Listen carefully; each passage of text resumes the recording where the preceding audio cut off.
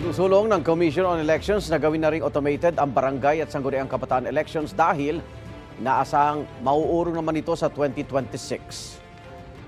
Pag sinabi ng Kongreso na pwedeng mag-automate na lang tayo sa barangay and SK, napakabilis po, napakaganda, napakaayos. Kasi po, ang kalimitang punot dulo ng kaguluhan, kapag ka mabagal ang botohan, mabagal ang bilangan, mabagal ang proklamasyon.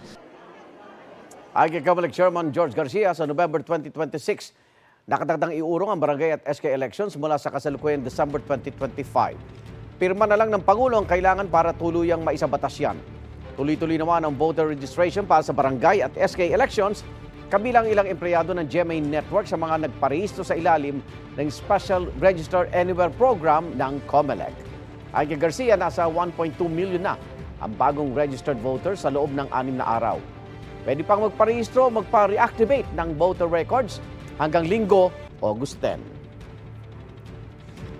Igan, mauna ka sa mga balita, mag-subscribe na sa GMA Integrated News sa YouTube para sa iba't ibang ulat sa ating bansa.